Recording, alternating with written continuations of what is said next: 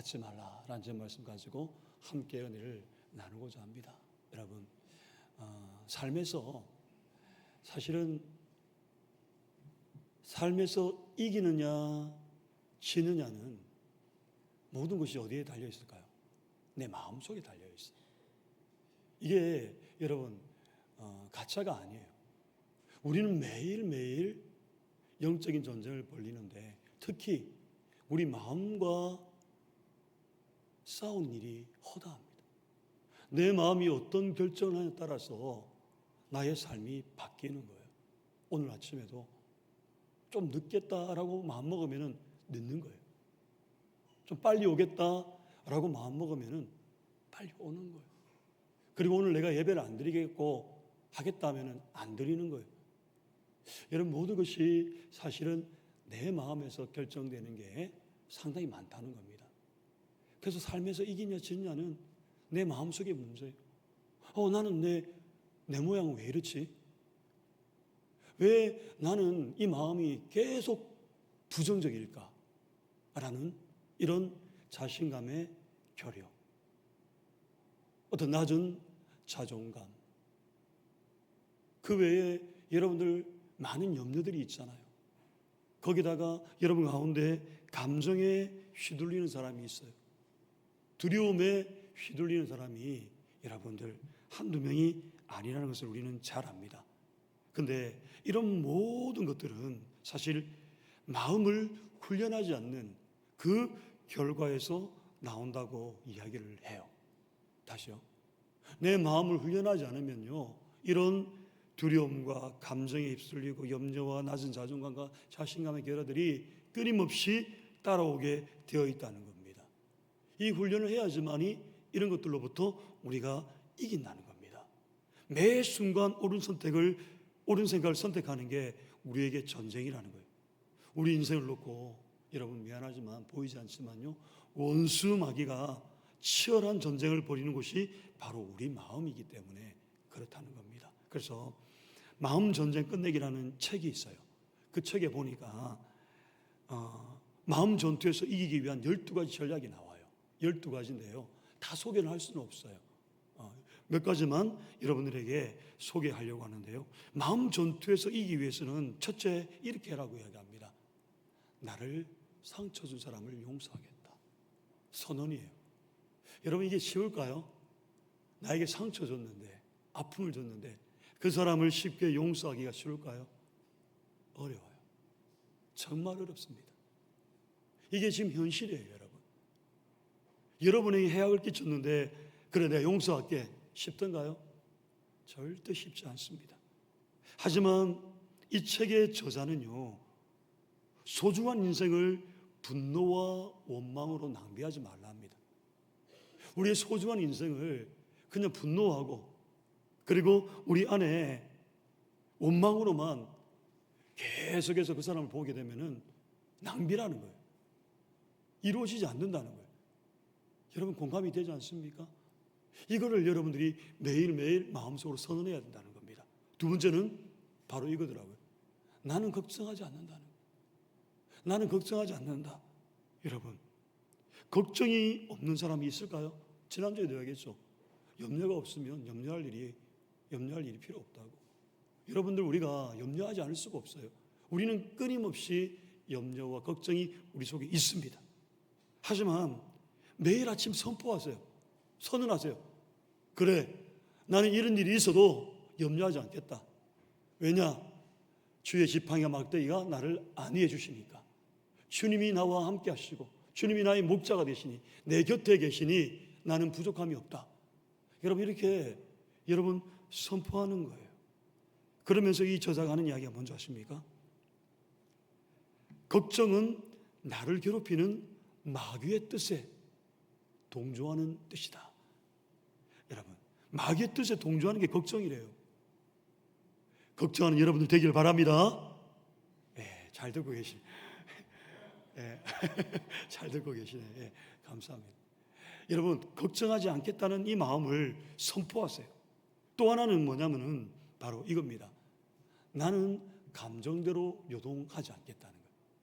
여러분, 감정은 보이지 않습니다. 내 마음은 보이지 않잖아요. 나의 감정대로 요동하지 않겠다는 거예요. 아까 우리가 말씀드렸지만 삶에서 이기느냐 지느냐는 마음속에서 결정된다는 거예요. 내 감정을 컨트롤하지 못하고 요동하는 삶은 죄송하지만 여러분 절대 영적인 성장을 이룰 수가 없다는 거예요. 우리의 꿈이 뭡니까? 이대로 그냥 쭉 가다 총 가는 겁니까? 아니잖아요. 우리가 예수님 만난 경험도 있고 그 경험 가운데 은혜도 체험하고 남들은 이렇게 기도하고 방언도 하고 열정을 내우는데 나도 그걸 느껴봐야 될 거 아닙니까?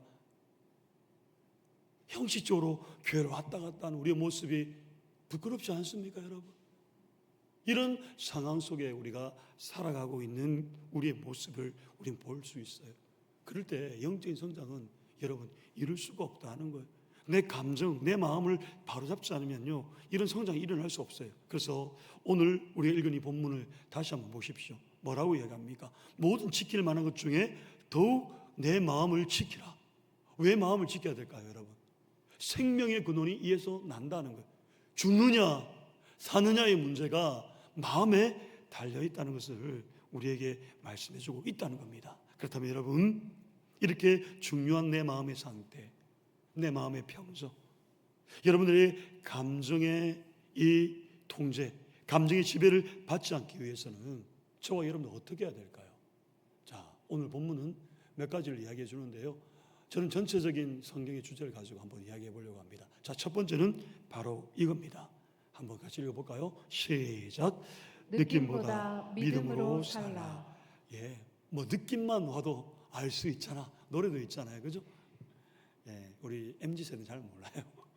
예, 느낌보다 믿음으로 살아가라는 겁니다. 우리가 감정의 지배를 받아서 살아가면요 하나님이 뜻하신 사람으로 자라서 성장할 수가 없게 됩니다.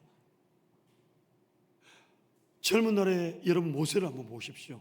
모세의 성격이 어땠을까요? 젊은 날에 모세는요 불같은 성격이었다고 우리에게 이야기합니다. 그래서 자신의 감정을 잘 통제하지 못했는데 그게 출애굽기 2장 11절과 12절 말씀에 잘 나와 있습니다. 우리 한번 읽어볼까요? 시작. 모세가 장성한 후에 한 번은 자기 형제들에게 나가서 그들이 고되게 노대하는 것을 보더니 어떤 애굽 사람이 한 히브리 사람 곧 자기 형제를 치는 것을 본지라. 좌우를 살펴 사람이 없음을 보고 그 애굽 사람을 쳐 죽여 모래 속에 감추니라. 아멘. 여러분 이 상황이 어떤 내용인지 아시겠죠? 지금 이 모세의 행동 속에서 뭘 볼 수가 있습니까? 분노, 화를 내는 사람의 특징을 우리가 발견할 수 있지 않습니까? 근데 이런 사람들의 특징 중에 하나가요 뭐냐면요 전부 다 이런 말 합니다. 내가 그럴 만한 했다는 거예요. 내가 화낼 만한 했다는 거예요.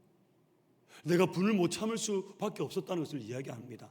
지금 모세도 그렇지 않습니까? 자기 동족이잖아요. 애굽 사람이 치는 걸 보니까 피가 거꾸로 돋는 거죠.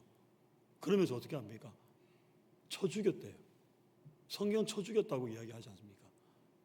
분노를 참지 못한 거예요. 충분히 분노를 표출할 명분이 있었다는 겁니다. 그 결과 어떻습니까? 우리가 알잖아요. 모세는 분노를 다스리지 못해서 사람을 죽이고 도망자의 신세가 된 거예요. 그런데 성경은 이 분노에 대해서 뭐라고 이야기하냐면 이렇게 이야기합니다. 야고보서 1장 20절에 이런 말씀이 있습니다. 한번 읽어볼까요? 시작. 사람이 성내는 것이 하나님의 의를 이루지 못함이라. 아멘. 여러분 제가 고등부 때 이 말씀 받았거든요. 사람이 성내는 것이 하나님의 의를 이루지 못한다. 항상 제 마음에 간직했던 부분이거든요. 근데 잘 안 되더라고요. 시간이 지나면 지날수록 왼수들이 많아갖고 큰일 났어요. 네. 보면은 그냥 막 푹 올라와요. 근데 오늘 하나님은요 우리에게 뭐라고 합니까? 성내는 것이 하나님의 의를 이루지 못한다. 감정의 지배를 받으면 하나님의 뜻을 이룰 수 없다는 거예요. 그리고 하나님의 사람으로 자라날 수 없게 된다는 거예요. 하나님 것이 여러분 하나님의 의를 이루지 못하기에 마음을 지키고 감정을 다스리는 게 이렇게 여러분 어떻게 해요? 중요하다는 것을 말해주고 있는 거죠. 왜 느낌보다 믿음으로 살아야 할까요, 여러분? 왜 느낌보다 믿음으로 살아야 할까요? 그건요 감정이 우리를 너무나 쉽게 속이기 때문에 그렇다는 겁니다. 감정은 시시각각 변할 뿐만 아니라요, 사실이 아닌 것을 마치 사실인 것처럼 우리에게 주입시킨다는 거예요. 예를 들면 이런 겁니다. 이제 전도회 생활하다 보니까 각 전도회가 있잖아요. 근데 보니까요, 나를 아무도 이해해주거나 사랑해주지 않는다는 느낌이 있을 수 있어요. 전도회 왔는데 나를 이해해주고 나에 대해서 관심이 없다, 이렇게 느낄 수 있어요. 근데 이게 사실입니까? 정보영 목사님, 회장님, 사실입니까? 아닙니까? 아니죠. 회장님이 아니면 아닌 거예요. 여러분, 우리는 느끼는 거예요. 나한테 관심도 없네. 이게 느껴질 수 있다는 거예요. 저는 사실이 아닌데. 그럼에도 불구하고 어떤 상황과 시간이 되면요, 내가 그 느낌을 받을 때가 있다는 거예요. 그러면 어떻게 될까요, 여러분? 그 느낌에서 벗어나지 못하는 거예요. 왠지 모르게 회장님이 나한테만 함부로 하는 것 같다. 왠지 모르게 회장님이 나에게 미워하는 것 같다. 아니면 나만 보면 왜 피하지? 아니야, 나를 보면 째려보는 것 같아. 여러분, 실제로 그렇지 않습니다. 그런데 한번 그 느낌이 오면요, 잘못된 그 속이는 감정이, 느낌이 그냥 그걸 기정사실화 해버리는 게 문제라는 거예요.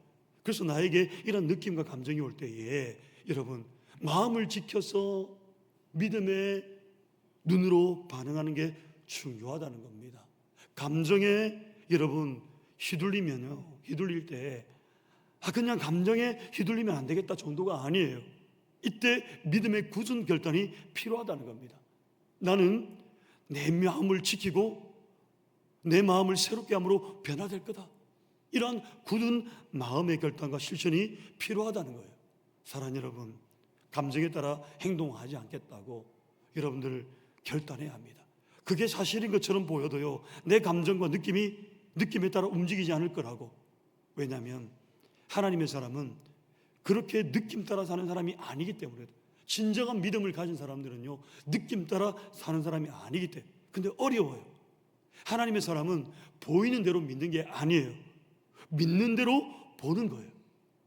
저도 이렇게 목회를 길게 하진 않았지만 부교사 생활 때부터 쭉 이렇게 오면서 많이 터득하지 못했는데요, 하나 깨달은 게 뭐냐면 대인관계에서 팁을 하나 발견했습니다. 오늘 알려드릴게요. 그건요, 모든 사람과 대해서 여러분, 이 사람은 나를 좋아하고 있다고 생각하고 대화해라는 거예요. 이 전문가들이 하는 이야기거든요. 여러분 10명 있다 칩시다. 시간이 별로 없는데, 자 10명 있다 칩시다. 10명이 있는데 그 중에 3명은요, 여러분 보실 분 봤을 거예요. 3명은요 항상 나를 좋아하는 사람이에요. 이 사람이 무엇을 하든 간에 나를 좋아해줘요. 싫은 일에도 좋아해 줄 수밖에 없는 사람이 30%예요. 근데 또 3명은요, 이 사람이 무엇을 해도 싫은 거예요. 목회자 착각하는 게 이런 거거든요. 전부 다 나를 좋아한다 착각하거든요. 근데 꼭 3명은요 싫어요. 싫어한다는 표현이 뭐냐면은 저 사람은 뭘 해도 꼬투리를 거는 사람이에요. 꼬투리를 잡는 거예요. 목사님 이거 하재도 따라오면 되는데 삐딱하게 한번 했다가 결국 와요. 그런 사람들이 30%예요.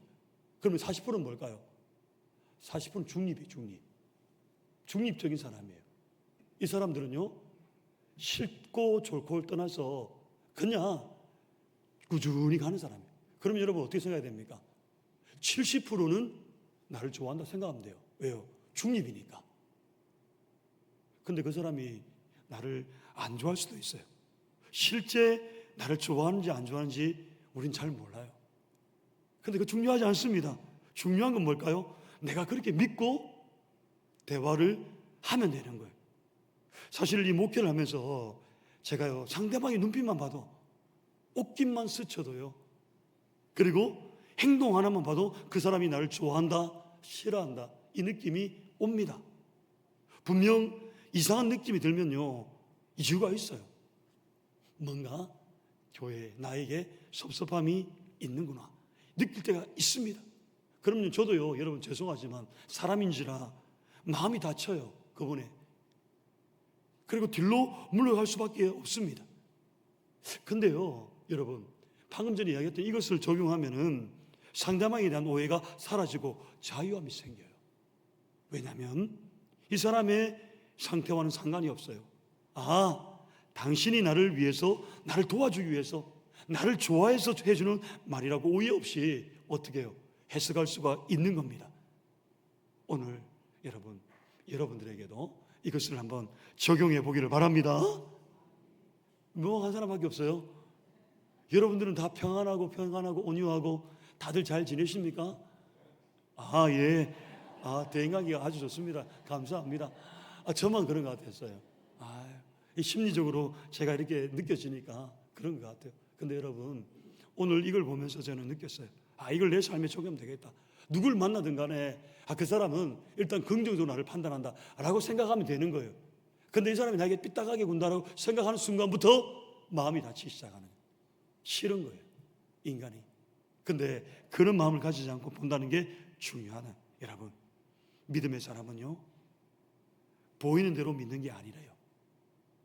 내가 믿는 대로 보는 거예요. 그러면 누굴 만나도 두렵지 않게 된다는. 우리는 하나님의 사람이에요. 그래서 새로운 삶의 방식으로 살아가야 합니다. 성경은요, 우리에게 분명히 너는 그렇게 살 수 있다고 말씀해 주고 있습니다. 그게 고린도서 5장 17절, 너무나도 우리 잘 아는 말씀이죠. 한번 읽어볼까요? 시작. 그런즉 누구든지 그리스도 안에 있으면 새로운 피조물이라. 이전 것은 지나갔으니 보라 새 것이 되었도다. 아멘. 여러분, 우리가 잘 아는 말씀입니다. 예수 안에 있으면요, 그런즉 누구든지 그리스도 안에 있으면 이제는 옛사람, 옛자, 이건 죽고요, 새로운 피조물로 새로운 삶의 방식으로 살아갈 수 있다. 이걸 지금 말씀해 주는 거 아닙니까? 성경이 이미 우리에게 새롭게 살 수 있다라고 말씀해 주고 있다는 겁니다. 그 방식이 뭐냐면요, 바로 성령의 열매를 맺는 겁니다. 성령이 임하면 성령의 열매를 맺게 되어 있는 거예요. 갈라디아서 5장 22절, 23절 세 번역인데 세 번역 이렇게 번역했습니다. 한번 읽어볼까요? 시작. 그러나 성령의 열매는 사랑과 기쁨과 화평과 인내와 친절과 선함과 신실과 온유와 절제입니다. 이런 것들을 막을 법이 없습니다. 아멘. 여러분, 오늘 성령의 열매 9가지, 이런 것들을 막을 법이 없답니다. 이게 바로 새로운 삶, 예수 안에서 새 사람이 살아가는 방식이라는 거예요. 예수 믿기 전에 우리의 삶은요, 항상 감정에 따라 살았습니다. 충동적인 선택을 할 수밖에 없었습니다. 마치 떨기나무에 하나님을 만나기 전에 모세처럼. 그러나 오늘 성경은요, 너는 이제 그렇게 살지 않아도 된다는 거예요. 너는 충동적으로 살지 않아도 되고, 너는 네 감정의 지배를 받으면서 살지 않아도 된다. 이런 것들을 막을 법이 없느니라. 하나님은 여러분, 저와 여러분에게 성령의 열매 가운데 뭘 주신 거예요? 인내하고, 인내라는 단어가 나오지 않습니까? 거기에 또 셀프 컨트롤, 절제할 수 있는 마음을 주셨다고. 너는 그것을 이룰 수 있다고 말씀해 주고 있는 겁니다. 사랑하는 여러분, 우리의 마음이, 우리의 감정이 늘 롤러코스터처럼 소용돌이치는 이런 순간이 찾아와도요, 나는 안정적이다, 나는 굳건하다, 나는 한결같은 사람이 되었음을 믿으시고, 여러분들 그렇게 다짐을 해보십시오. 갑자기 자녀와 대화를 하는데 화가 치밀어 오를 때 있어도 어떻게 됩니까? 상대방의 또 잘못으로 운전을 하다가 사고가 일어나고, 또 여러분들 마트나 식당에서 불친절한 대우를 받는 일이 생길 때에도 그전에는 내가 짜증을 내고 부정적인 말을 내뱉고 감정적으로 쏟아냈다면 이제는 어떻게 해요? 나는 그리스도 안에 새로운 피조물이다, 나는 새 사람이 되었다, 흔들림 없이 내가 그 마음을 붙들고 살아갈 수 있다고, 그렇게 컨트롤해 나가는 거예요. 또 그렇게 믿고 선포하는 겁니다. 나는 만족하고, 나는 감정적으로 휘둘리거나 흔들리지 않는다. 그렇게 믿을 때 우리의 삶 가운데 점점 성령의 열매를 맺게 되는 줄로 믿으시기를 바랍니다. 아멘. 자, 두 번째는요, 여러분, 느낌보다 우리가 뭘 했습니까? 믿음으로 살라 했습니다. 두 번째는 바로 이겁니다. 우리가 감정의 지배를 받지 않게 해서는요, 마음이 불편한 이유를 분명히 알아야 돼요. 이 원인을 여러분들이 알아야 되는 겁니다. 가끔씩 우리의 마음이 불안하고 요동치는 원인이 뭘까요? 여러분, 불안은요, 불만에서 나오는 거 맞아요.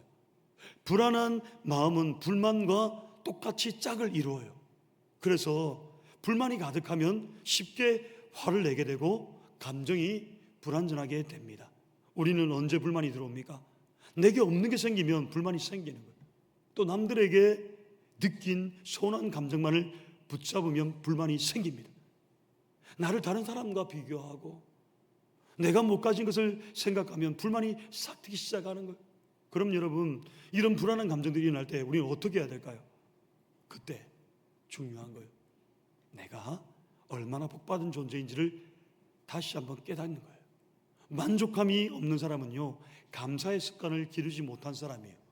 오늘 내가 이렇게 예배할 수 있고, 여러분들이 직장이 있고, 내가 걷고 보고 들을 수 있는 것만으로도 얼마나 큰 복을 누리고 있는 겁니까?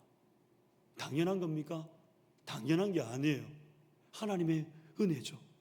내가 이것저것 때문에 불만이 있고 마음이 유동치고 있지만 곰곰이 생각해 보면 우리는 얼마나 큰 복 받은 사람인지 깨닫게 됩니다. 혹시 이 사람 아시는가 모르겠어요. 여러분들 유튜버 되는 우리 박위 형제라고 있어요. 그 옆에 송지은 씨라고요. 시크릿의 그룹의 여자란 노래하는 여자인데요. 아이돌 가수인 것 같은데요. 저 여자가 저 남자와 결혼했어요. 이 사람이 총각 때요 했던 이야기들이, 지금은 예수를 믿었는데요, 이분이 예수 믿기 전에 모습은 어땠냐면요, 꽤 잘 나가던 청년이었어요. 박위 청년, 해형제 하면 여러분들 인터넷에 가면 다 나옵니다. 이 유명한 청년이었어요. 그가 사고 나기 전에 그는요 외국계 기업 정규직 직원으로 확정이 되었어요. 근데 이 친구가 술을 먹고 2층 높이에서 낙상사고로 목이 부러진 거예요. 여러분 생각해보세요. 키 큰 사람이 2층에 떨어져 버린 거예요. 술을 먹고 목이 부러져서 하루아침에 전신마비가 되어서 손가락 하나 움직일 수 없게 돼요. 생각해보세요. 지금 움직이잖아요. 그 나중에 일이고요. 의사는요 이 사람 보고 진단하기를, 당신은 다시는 그럴 수 없고 손가락도 쓸 수가 없고 아무리 재활을 잘해도 전동 휠체어 정도 탈 수 있을 거라고 진단을 내려버립니다. 여러분에게 만약에 그런 일이 왔다 어떨까요? 그의 청춘이 하루아침에 무너진 거예요. 하루아침에 무너져 버렸어요. 하지만 그는 포기하지 않고 엄청나게 노력했어요. 보면 나와 있거든요. 노력 많이 하거든요. 마침 하나님의 은혜로 그가 간증도 다니면서 전신마비에서 벗어나서 하반신마비로 바뀌게 됩니다. 저는요 이 놀라운 사실을 보면서 이런 생각이 들었어요. 만약에 누군가가 박위 형제를 치료하기 위해서, 아니 치료해서 자기 힘으로 걸을 수 있게 한다면 그는요 오늘 전 재산을 다 털어서라도 치료하지 않을까요? 뭘 말할까요, 여러분? 지금 우리는 그 복을 누리고 있다는 거예요. 제가 지금 이 자리에서 여러분들 일어나 볼까요? 할 때 여러분들 다 일어설 수 있잖아요. 일어난 것 때문에 감사한 적이 있나요? 여러분, 지금 나보다 힘든 사람 보고 감사하라, 나보다 더 어려운 사람 보고 당신은 복 받는 줄 아세요? 그 얘기를 하는 게 아니에요. 비록 박위 형제는 장애를 가지게 되었지만 왜 내 인생은 이럴까 원망하지 않고 나는 언제쯤 일어날 수 있을까 그날을 기다리면서 오늘을 푸념하며 살지 않더라는 거예요. 지금 여러분 내게 주신 복에 감사하고 지금 만족하는 삶을 선택하고 그걸 훈련하면서 살아가고 있더라는 거예요. 사랑하는 여러분, 우리는 정상이고 그 형제는 비록 장애를 가졌지만 어쩌면 그 형제가 우리보다 더 행복하게 살고 있을지 모릅니다. 지금 제가 무슨 말을 하는 걸까요? 우리도 여러분 만족하는 훈련을 하셔야 한다는 거예요. 자족하는 법을 배워야 한다는 겁니다. 왜 나만 그런지, 왜 나는 이 모양인지 여기에 대한 여러분들 자신감, 결여가 계속 일어나면 안 된다는 거예요. 그래서 사도 바울이 뭐라고 합니까? 빌립보서 4장 11절에 이런 말씀을 합니다. 한번 읽어볼까요? 시작. 내가 궁핍함으로 말하는 것이 아니니라. 어떠한 형편에든지 나는 자족하기를 배웠노니. 아멘. 여러분 사도 바울은요 어떤 상황에서도 자족, 만족이거든요. 만족하는 법을 배웠다는 겁니다. 자족의 삶은 그냥 되는 게 아니에요. 훈련으로 되어지는 거예요. 오늘부터 우리도 하루를 돌아보며 감사할 수밖에 없는 일들을 여러분 잠들기 전에 꼭 한번 여러분들 적어보시기 바랍니다. 아니 이제 오늘부터 시작해 보세요. 잠들기 전에 여러분 감사할 수밖에 없는 일들을 한번 적어 보세요. 친구를 만나서 커피 마시고 대화할 때도 신세 한탄만 하지 마시고 감사의 내용을 말하는 습관을 한번 가져보십시오. 때로는 내가 어떤 문제거리로 이야기를 시작해도 그 끝에는 반드시 그래도 감사할 거리로 대화를 마무리해 보십시오. 우리는요, 자족하는 것을 배울 때, 자족하는 법을 배울 때 우리의 마음에 요동치는 것을 막을 수 있다는 겁니다. 오늘 여러분 감정의 지배를 받지 않고 살려면요, 마음이 불편한 이유를 알고 이제는 자족하는 삶으로 만족하며 살아가기를 주님의 이름으로 간절히 축복합니다. 아멘. 자, 세 번째 마지막입니다. 이거 하나 보고 마칩시다. 여러분들, 우리가 감정의 지배받지 않으려면요, 바로 이겁니다. 세 번째는 이겁니다. 한번 읽어봅시다. 시작. 마음의 성숙을 평생의 목표로 삼으라. 아멘. 여러분, 마음의 성숙함이에요.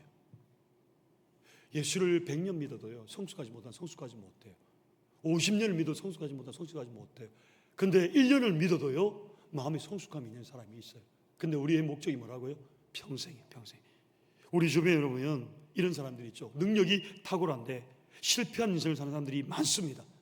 가진 재능도 있고 잠재력도 있는데 이상하게 문이 안 열리고 쓰임받지 못한 사람이 있어요. 근데 특징이 뭘까요, 여러분? 그 능력에 맞는 인격을 키우는 노력을 게을리해서 그렇다는 거예요. 게을리했다는 거예요.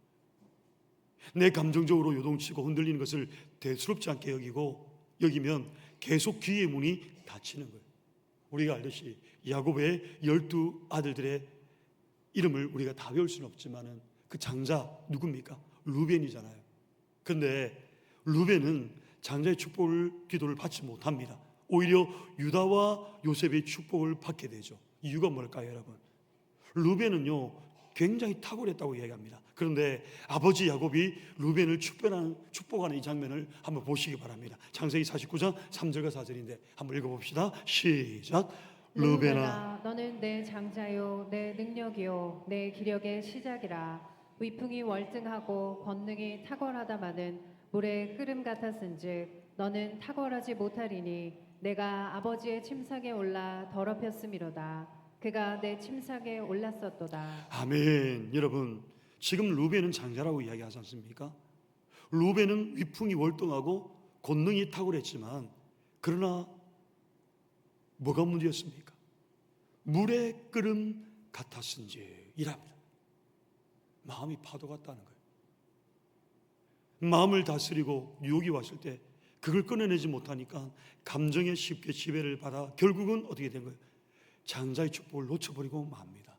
서두에 말씀드렸던 모세도 얼마나 훌륭한 주님의 종입니까? 그런데 모세는 가나안 땅에 들어가지 못했습니다. 왜 모세는 가나안 땅에 들어가지 못했을까요? 표면적으로는 모세의 분노 때문입니다. 모세가 마음과 감정이 다스리지 못했기 때문이죠. 그래서 이런 일이 발생합니다. 어떤 일이 발생할까요?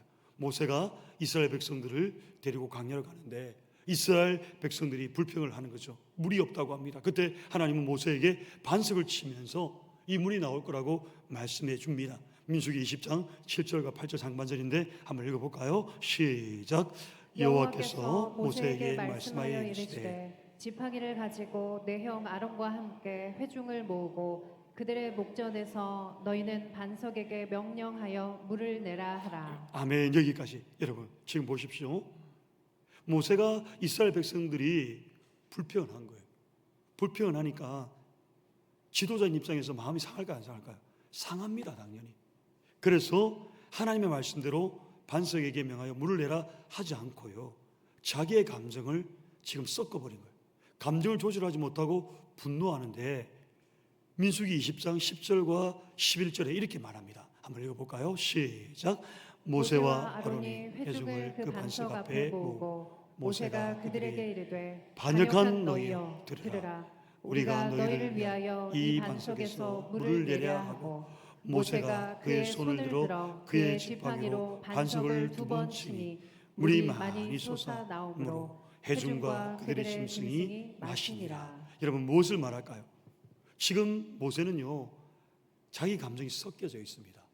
감정을 조절하지 못했습니다. 분노했습니다. 주님께서 뭐라고 했습니까? 반석에게 명령하여 물을 내라 라고 했잖아요. 반석에게 명령했습니다. 물을 내라고. 근데 모세는요, 백성들에게 화가 나서 반역한 너희들이여 들으라. 우리가 이 바위에서 당신들이 마실 물을 나오게 하리요 하면서 반석을 어떻게 한 거예요? 2번 내리친 거예요. 물론 여러분, 그래도 물이 솟아나왔고 해중과 그들의 가축대가 물을 마십니다. 근데 문제는 그 다음 구절에서 문제가 된 거예요. 12절에 뭐라고 합니까? 이렇게 말씀합니다. 한번 더 읽어봅시다. 시작. 여호와께서 모세와 아론에게 이르시되 너희가 나를 믿지 아니하고 이스라엘 자손의 목전에서 내 거룩함을 나타내지 아니한 고로 너희는 이 회중을 내가 그들에게 준 땅으로 인도하여 드리지 못하리라 하시니라. 아멘. 여러분, 지금 이제 문제가 생겼잖아요. 모세가 분노해서 반석을 2번 내리친 것에 대해서 하나님은 뭐라고 이야기합니까? 내 거룩함을 나타내지 않았다. 이 친 거하고요, 명령한 거하고 별 차이 없잖아요. 근데 칠 때는 감정이 섞였을까요? 안 섞였을까요? 섞인 거예요. 그래서 하나님 뭐라고 합니까? 2번 내리친 거에 대해서 내 거룩함을 드러내지 않았다 말씀합니다. 여러분, 모세 입장에서 보면 백성들이 믿지 않고 속썩이면 화가 날 수 있습니다. 그리고 반석을 때리며 말할 수 있지 않습니까? 근데 사람의 성내는 것이 뭐라고 했습니까? 여보세요. 하나님의 의를 이루지 못한다. 그래서 모세는 들어가지 못했다. 여러분, 오늘 우리 주변에도 타고난 사람인데 감정에 휘둘려서 평생 그렇게 수임받지 못한 사람들이 얼마나 많은지 몰라요. 오늘 감정에 휘둘리는 거 절대로 여러분 작게 생각하면 안 됩니다. 큰 잠재력을 가지고 있지만 귀의 문이 열리지 않는 이유 무엇입니까? 마음을 다스리고 지키는데 실패했기 때문이라고 성경은 말씀해주고 있다는 겁니다. 그래서 우리는요, 하나님께만 신뢰를 얻을 뿐만 아니라 사람들 앞에서도 우리는 믿을 만한 모습을 계속 훈련하고 보여야 한다는 겁니다. 어떻게 하면 될까요? 여러분, 한번 내뱉은 말은요, 감정과 상관없이 지킬 수 있어야 되고, 물론 막대기로 치면서 지키는 게 아니에요. 아무리 기분 나빠도 사람들 앞에서 여러분 티를 내지 않는 성숙함을 훈련하고 지향해야 합니다. 상황이나 사람의 문제로 힘들 때도 나에게는 성령의 열매를 맺는 그 책임이 있어야 한다는 겁니다. 그래서 성령의 열매, 사랑과 희락과 화평과 오래 참음과 뭐요? 절제, 이런 열매들을 맺으려고 애를 써야 한다는 겁니다. 사랑하는 여러분, 이걸 평생의 신앙의 목표로 삼으시기를 간절히 축복합니다. 신앙생활 오래 했지만 여전히 감정 컨트롤 되지 않는 사람, 욱하면 다 표출되고요, 사람 좋다가도 한번 뒤집어지면 아무도 못 말리는 사람이 있어요. 하나님의 이 뜻을 이루기 쉽지 않습니다. 감정의 지배를 받는 사람, 하나님의 사람을 쓰임받기가 어렵다는 것 기억해야 됩니다. 우리의 인생에 여러 가지 오르막과 내리막이 있다 할지라도 이것을 중요하게 여겨야 됩니다. 성내는 사람은 분명 그럴 만하다라는 명분은 다 있습니다. 모세는 화낼만 했습니다. 상황적으로 애굽 사람을 때릴만 했습니다. 반석을 지팡이로 내리칠만 했습니다. 오죽 답답했으면 그렇게 했을까요? 그러나 우리는요, 그때에도 내 마음과 내 감정을 다스리는 게 중요하다는 겁니다. 말씀을 마무리합니다. 사랑하는 여러분, 여러분들도 살아가면서 감정이 폭발할 상황들이 분명히 있을 거예요. 감정이 폭발한